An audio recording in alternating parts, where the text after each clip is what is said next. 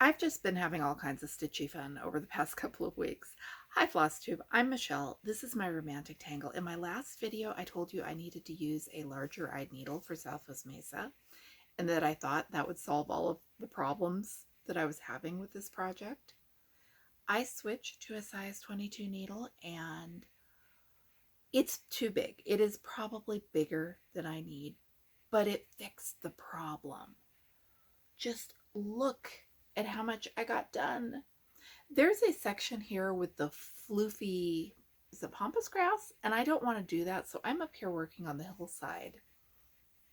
And it is going fast. These are all half stitches up here. I love this. I've told you that 8 or 12 or a dozen times, haven't I?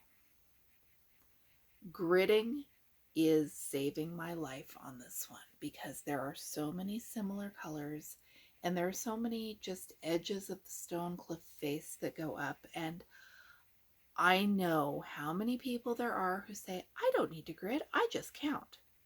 I am not one of those people. This is my second attempt at this project, and that's because on the first attempt I didn't know that gridding was a thing, and no, I don't count that well, even when there aren't other people in the household talking to me. Aunt Betty's house on Blueberry Buckle Lane is done. I love it. I'm glad to see it done because I'm tired of it, but I love it. And Lucinda Hawkins salt box just isn't very fun right now. So I have given myself permission. Well, I gave myself permission to start a Halloween salt box and just put it aside till I felt like working on it again. And then I looked at the Halloween salt boxes I had planned, and I don't love them as much as I remember loving them. And then I found this. I think I found this at the thrift store.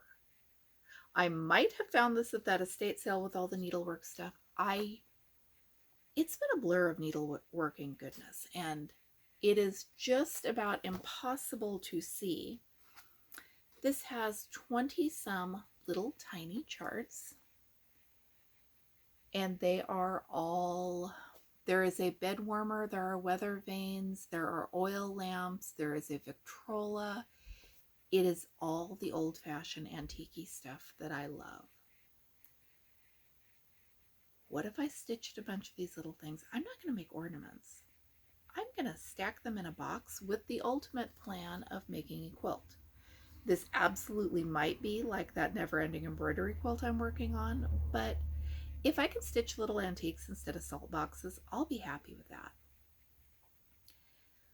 I think that this book may be part of a series because I made some magnetic bookmarks a few years back with similar motifs that came from a pamphlet that had dozens and dozens of little antiquey things. I can't remember where I put it. It is in my stash. If I find it, and it is also by Dale Burnett, I may have a lot of these to stitch, and that, I like that idea right now. Speaking of changing needles, I told you I had a snag on the wooden double point needle I was using for my socks. I made myself change needles, which was hard because I had to get all of the stitches off of that needle with the snag on it, but it doesn't look like much, but it's a lot more than I had done last time I showed this to you. I started a new project. This is Let's Go Fishing by Riolas, and I wanted something to contrast with the Southwest Mesa that was easy. Doesn't this look easy? Well, there are ribbon flowers, and his whole sweater is zigzagging backstitch, and once I took it out of the packaging, it's not as easy as I thought it was going to be. It is also bigger than I imagined because even though these come with the dimensions right there, I see the package and I expect what I want it to be. I don't look at the measurements I know what 11 3/4 inches is. Do I visualize that when I'm thinking of the project? No, but I'm probably not going to frame it anyway, so it doesn't matter. I started this morning. This didn't seem like a good candidate to start in a corner. I don't really love starting in the middle, so I started a little to the left of center with his foot. And I did all of this morning. I had to make myself put this down to come film the update video because it's been about 3 weeks since my last Flosstube update. I've got a lot to share, but I really want to work some more on this when I'm done. Our annual trip to the coast, where Mom and I go and quilt as close to 24/7 as we can, is coming up in a couple of weeks. I had planned what projects I was going to take. I planned it months ago. Then we hit that phenomenal estate sale with all the quilting fabric, and I changed my plans. Then I went to the thrift store yesterday and found two 12 by 12 inch plastic drawers of somebody's pre-cut quilt pieces. And I changed my plans again. If you are a quilter and you're familiar with Monty Hunter and her scrap saver method, I think I bought somebody's scrap saver system. And some of them are already color coordinated, and I just cannot wait to play with this. The big project that I'm not ready to show you yet is I am moving my sewing room. I am moving the contents of my sewing room from the outbuilding where it has been into a room in the attic of our 100-year-old farmhouse. I don't know why I didn't do this 10 years ago. It is not nearly ready to take pictures of. I had someone observe that the old converted silverware chest I'm using for my DMC is just a little bit shabby. Well, my attic sitting room is going to be a lot shabby because I am pulling together all of the antique and vintage stuff that doesn't really fit in the rest of the house that I would enjoy, and I can't tell you how much I love this. It's going to be cold in the winter, it's going to be hot in the summer, but it's going to give me a place to do filming of cross stitch videos that no one else will go into, so that is definitely a plus. As I have been moving and sorting and doing all I am doing, I found this. I knew I had this. This is Jiffy Fateful Night. It is one of the very first cross stitch kits that I bought and tried, and I failed miserably. And some Southwest Mesa Deja Vu. All that is left is the chart. Hey, at least I have the picture that came with the chart. I have been, for a few years now, thinking about restarting this one because it just feels like I could do this now, so I should do this now. That is going to be so much black for the whole of the ship. There is no way I could do this without gridding.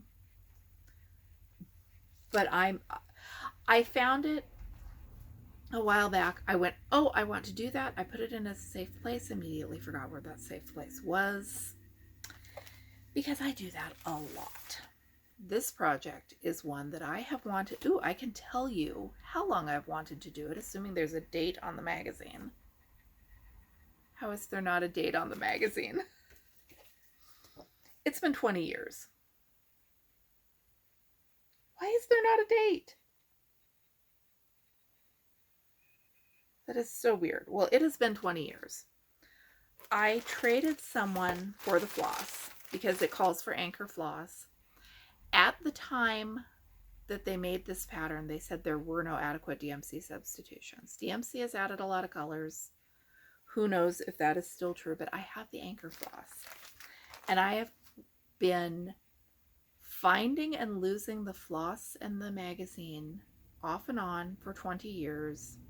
They are never in the same place when I want them to be, so they are together. I'm going to keep them together.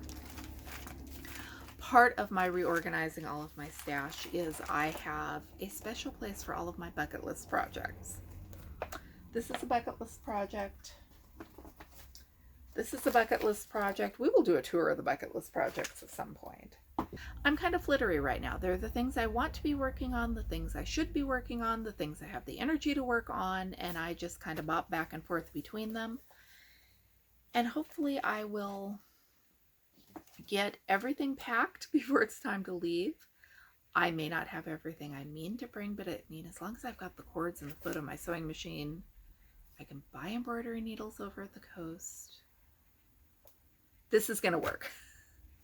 Thanks for watching. I'm Michelle. This is my romantic tangle, and I'm going to go back to rearranging and moving things around, and probably stitching Let's Go Fishing because that is a lot of fun.